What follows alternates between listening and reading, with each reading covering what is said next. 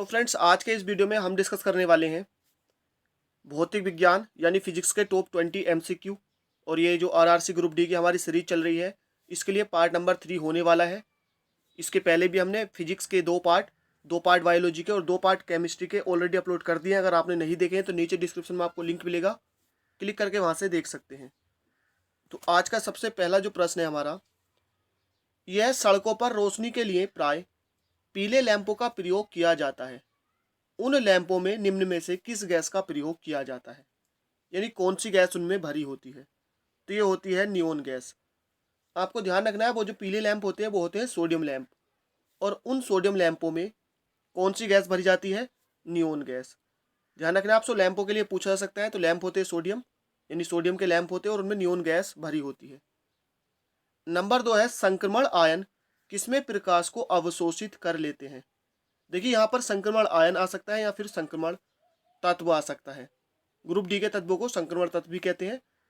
अब ये क्या करते हैं, इसका सही जवाब है ऑप्शन नंबर सी। यहाँ से एक क्वेश्चन और बनता है, वो ये बनता है कि संक्रमण तत्व कलरफुल किस लिए दिखाई देते हैं, यानी जो रंगीन होते हैं उनका रंगीन होने का कारण क्या होता है।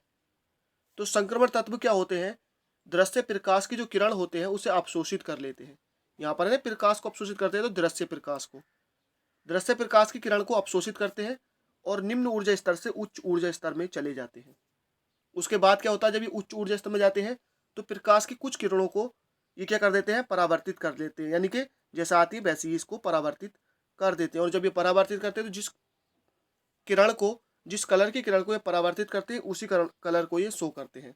तो आपको ध्यान रखना है, यही कारण होता है, यानी दृश्य प्रकाश को अवशोषित करके उच्च ऊर्जा स्तर से निम्न ऊर्जा स्तर में जाते हैं।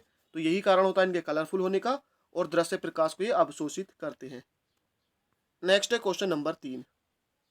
नंबर 3 है श्वेत प्रकाश को भिन्न भिन्न रंगों में विभक्त करने के लिए किसका प्रयोग किया जाता है, यानी अलग अलग रंगों में तोड़ने के लिए, अलग अलग रंगों में करने के लिए। तो ये किया जाता है ऑप्शन नंबर डी, प्रिज्म का। देखिए, प्रिज्म क्या करता है, इसमें एक श्वेत प्रकाश की किरण आती है और ये इसे 7 कलर में डिवाइड कर देता है। वो कलर कौन से होते हैं मैं आपको बता दूं, शॉर्ट फॉर्म से आप इसको याद रख सकते हैं। विवग्योर, violet, indigo, blue, green, orange और रेड। यहाँ से भी काफ़ी ज़्यादा क्वेश्चन बनते हैं। देखिए, वायलेट जो होता है इसकी तरंग दैर्घ्य सबसे कम होती है और रेड की तरंग दैर्घ्य सबसे ज़्यादा होती है।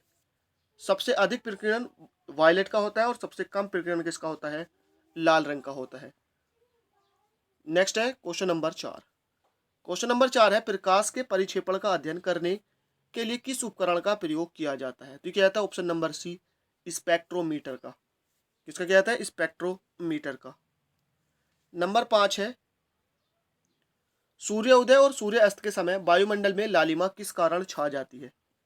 तो देखिए, अभी मैंने आपको क्वेश्चन बताया था, सबसे ज़्यादा जो तरंग दैर्घ्य होती है और सबसे कम प्रकीर्णन किसका होता है, लाल रंग का। तो अब सूर्योदय और सूर्यास्त के समय क्या होता है, सूरज की जो किरणें होती है उन्हें अपेक्षाकृत अधिक दूरी तय करनी होती है, यानी जो नॉर्मली दूरी होती है दिन में उससे ज़्यादा दूरी तय करनी होती है। तो जब दूरी तय करनी होती है तो छोटी तरंग दैर्घ्य वाली किरणें होती हैं उनका प्रकीर्णन हो जाता है, यानी कि वो फैल जाती हैं। जबकि क्योंकि लाल रंग की तरंग दैर्घ्य सबसे ज़्यादा होती है और प्रकीर्णन सबसे कम होता है, तो ये नहीं फैल पाता, इसलिए बाकी कलर सारे खुल जाते हैं और सिर्फ कौन सा दिखाई देता है, लाल कलर अधिकता में दिखाई देता है। तो इसी कारण क्या होता है, सूर्य उदय और सूर्यास्त के समय प्रकाश वायुमंडल में जो होती है वो लालिमा होती है। तो इसका जो सही जवाब है, इसका सही जवाब है ऑप्शन नंबर बी, प्रकाश के प्रकीर्णन के कारण, क्योंकि बाकी कलर का प्रकीर्णन हो जाता है और इसका प्रकीर्णन नहीं होता है। नंबर 6 है बरसात के दिन जल पर छोटी तेलीय परतों में चमकीले रंग दिखाई देते हैं, यह किसके कारण होता है। तो ध्यान रखना है आपको, ये होता है व्यतिकरण के कारण। किसके कारण होता है ये, व्यतिकरण के कारण। नेक्स्ट है नंबर 7। नंबर 7 है सूक्ष्मदर्शी का आविष्कार किसने किया था। सूक्ष्मदर्शी का आविष्कार, तो ये क्या था, ऑप्शन नंबर डी, जॉनसन ने सूक्ष्मदर्शी का आविष्कार। नंबर 8 है वर्णआंधता का दोष किस लेंस के द्वारा ठीक किया जाता है, यानी वर्णांता दोष किस लेंस के प्रयोग द्वारा दूर किया जा सकता है। तो सबसे पहले मैं आपको बता दूं वर्णांधता होती क्या है। देखिए, वर्णांधता एक जन्मजात रोग है जिसे आनुवांशिक रोग भी कहते हैं, और यहाँ से क्वेश्चन भी बनता है कि निम्नलिखित में से कौन सा रोग आनुवांशिक है या वंशगत फैलता है। तो यह है वर्णांधता। इसमें क्या होता है, जो हमारी आंखें होती हैं यानी जो रोगी की आंखें होती है, जिसको वर्णांधता रोग होता है, तो उसकी आंखें कुछ कलर के लिए सुगराही हो जाती है, मतलब अमूमन लाल और हरे के लिए, यानी ग्रीन और रेड के लिए वो उन कलर में विभेद नहीं कर पाते हैं, तो उनको अंतर पता नहीं होता है। तो और दूसरी बात, जो इसका सही जवाब है ऑप्शन नंबर डी, यानी कोई नहीं।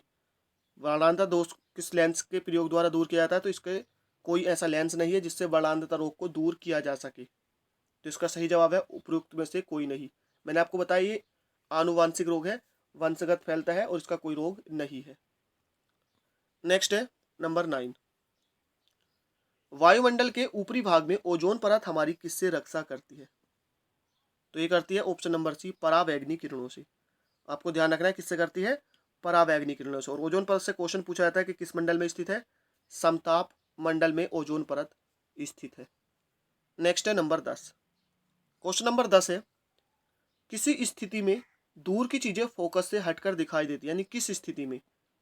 तो यहाँ पर ऑप्शन आपके सामने है, तो इसका सही जवाब है ऑप्शन नंबर डी, निकट दृष्टि दोष में। यानी किसी व्यक्ति को अगर निकट दृष्टि दोष होता है तो उसे दूर की चीजें फोकस से हटी हुई दिखाई देती हैं, क्योंकि इसका जो अनंत बिंदु होता है वो करीब आ जाता है। नेक्स्ट है क्वेश्चन नंबर 11। डायोप्टर किसकी इकाई है, यानी डायोप्टर से क्या मापा जाता है? तो इसका सही जवाब है ऑप्शन नंबर ए, लेंस की क्षमता, यानी कि पावर ऑफ लेंस। इसकी इकाई होती है, इसकी यूनिट होती है डायोप्टर। और इसका जो फॉर्मूला होता है पावर का 1/f, P बराबर 1/f। ये जब होता है जब f दिया हो मीटर में, अगर सेंटीमीटर में होता है तो ये यहाँ पर शो हो जाता है। नेक्स्ट है, किस प्रसिद्ध वैज्ञानिक ने सर्वप्रथम टेलीस्कोप के माध्यम से रात्रि में आसमान देखा था? टेलीस्कोप के माध्यम से, तो ये देखा था गैलीलियो ने, यानी ऑप्शन नंबर ए इसका बिल्कुल करेक्ट आंसर है, गैलीलियो। नेक्स्ट है नंबर 13। तारों के टिमटिमाने का कारण क्या होता है? यानी जो तारे हमें टिमटिमाते हुए दिखाई देते हैं, इसका कारण क्या होता है? तो ये होता है वायुमंडलीय अपवर्तन, यानी वायुमंडलीय अपवर्तन। देखिए आपको समझना होगा अपवर्तन क्या होता है।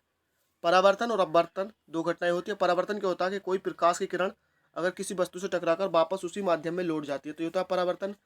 लेकिन अगर कोई प्रकाश किरण किसी पारदर्शी माध्यम में जाती है तो वो अपने मार्ग से विचलित हो जाती है, इसको कहते हैं प्रकाश का अपवर्तन। तो चूंकि तारे क्या होते हैं, देखिए ग्रह नहीं टिमटिमाते, तारे टिमटिमाते हैं। तो तारे जो हैं ग्रहों की तुलना में हमारे हमसे यानी पृथ्वी से काफ़ी ज़्यादा दूर है, और इनका जो रोशनी होती है हम तक पहुंचने के लिए, पृथ्वी तक पहुंचने के लिए काफ़ी लंबी दूरी तय करनी पड़ती है। और जब दूरी तय करनी पड़ती है तो वायुमंडल में जो छोटे छोटे पिंड वगैरह होते हैं, जो परतें होती हैं, उनसे टकराकर ये पर यानी टाइम टू टाइम अपना मार्ग जो है बदलते रहते हैं। और जब ये मार्ग बदलते हैं, तो जब ये मार्ग बदलते हैं तो हमें ऐसा लगता है कि रोशनी कम आ रही है, और जब रोशनी सीधी होती है मार्ग पर आ जाती है तो हमें रोशनी लगती है कि तेज होती है। तो इसी कारण क्या होता है, तारे हमें ऐसा लगता है कि कभी बुझ रहे हैं और कभी जलने मतलब कि टिमटिमा रहे हैं। तो इसका जो कारण होता है वो होता है वायुमंडलीय अपवर्तन, यानी वायुमंडलीय अपवर्तन के कारण ही तारे हमें टिमटिमाते हुए दिखाई देते हैं। क्वेश्चन नंबर 14 है, हर्ट्ज क्या मापने की इकाई है, यानी हर्ट्ज के द्वारा क्या मापा जाता है? तो ऑप्शन नंबर ए, तरंगों की आवृत्ति, यानी क्या मापी जाती है इससे, आवृत्ति। नेक्स्ट है क्वेश्चन नंबर 15। ध्वनि ऊर्जा को वैद्युत ऊर्जा में परिवर्तन किसके द्वारा किया जाता है? ध्वनि ऊर्जा का वैद्युत ऊर्जा में परिवर्तन, तो सही जवाब है ऑप्शन नंबर ए, माइक्रोफोन के द्वारा। यानी माइक्रोफोन के द्वारा ध्वनि ऊर्जा को वैद्युत ऊर्जा में बदला जाता है। नेक्स्ट है क्वेश्चन नंबर 16। सूर्य की किरणें किस प्रक्रिया द्वारा पृथ्वी पर पहुंचती हैं? तो ये पहुंचती हैं ऑप्शन नंबर ए, विकिरण के द्वारा, क्योंकि विकिरण की प्रक्रिया में किसी भी चीज को चलने के लिए माध्यम की जरूरत नहीं होती है। तो सूर्य की जो किरणें होती हैं पृथ्वी पर विकिरण के द्वारा ही पहुंचती हैं। नेक्स्ट है नंबर 17। एक्सरे की खोज किसने की, या यूं कह सकते हैं कि एक्सरे का जो आविष्कार है वो किसने किया? तो इसका सही जवाब है ऑप्शन नंबर बी, रोंटजन ने। यानी एक्सरे की खोज, एक्सरे का आविष्कार रोंटजन ने किया। नंबर 18 है, भूकंप की तीव्रता मापने के लिए किस पैमाने का प्रयोग किया जाता है? तो ये क्या जाता है ऑप्शन नंबर ए, रिएक्टर पैमाने का, या कह सकते हैं रिएक्टर स्केल का। नेक्स्ट है 19। अधिकेंद्र का संबंध किससे होता है? अधिकेंद्र, तो ये होता है भूकंपों से। किससे होता है? भूकंपों से। 20 है, शोर को किसमें मापा जाता है? शोर को किसमें मापा जाता है? तो ये मापा जाता है डेसिबल में, यानी इसका ऑप्शन नंबर डी बिल्कुल करेक्ट, डेसिबल। तो फ्रेंड्स यहाँ पर हमने आज के 20 कुछ कंप्लीट किए। पिछले 2-3 दिन से वीडियो नहीं आया था किन्हीं कारणों की वजह से, बट अब कंटिन्यू आएगा। तो आई होप वीडियो पसंद आई हो, इसको लाइक कीजिए, दोस्तों के साथ भी शेयर कीजिए। थैंक यू फॉर वॉचिंग, मिलते हैं नेक्स्ट वीडियो में।